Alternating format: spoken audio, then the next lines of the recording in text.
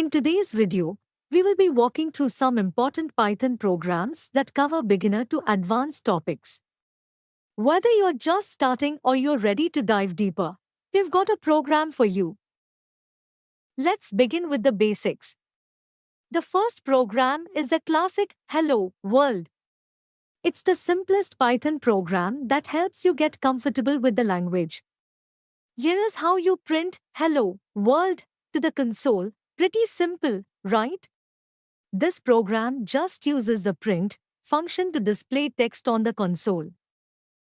Next up, we have a program that adds to numbers. It takes user input and then prints the sum. In this program, we use the input function to get to numbers from the user, convert them into floats using float, add them, and print the result. Now, let's check whether a number is even or odd. This is a simple program that helps you understand conditional statements in Python. We take an integer as input and then use the modulus operator % to check if the number is divisible by 2, which determines if it's even or odd. Let's move on to loops.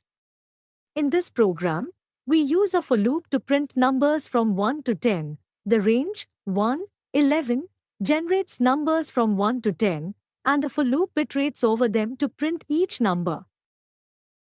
This next program demonstrates basic list operations in Python.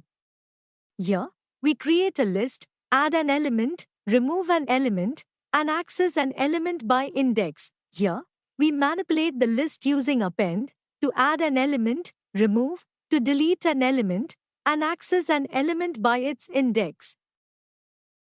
Next, let's calculate the area of a circle. This program shows you how to use mathematical functions like mat.py to perform calculations. We import the mat module to access the value of pi, then calculate the area using the formula. Now, let's look at a program that reverses a string. It's a good example of string manipulation. We use Python's slicing feature to reverse the string. 1 is a simple way to reverse a string in Python.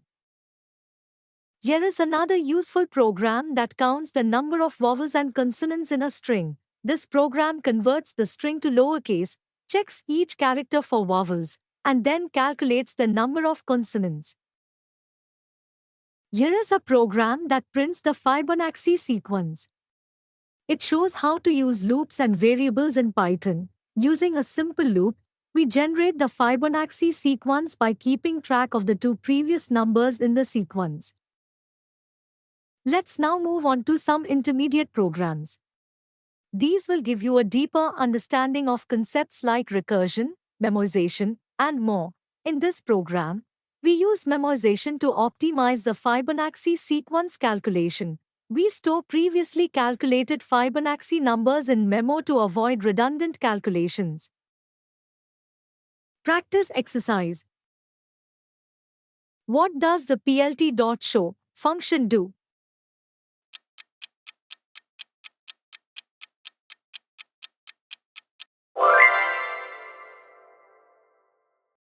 Functions in Python can have multiple return statements.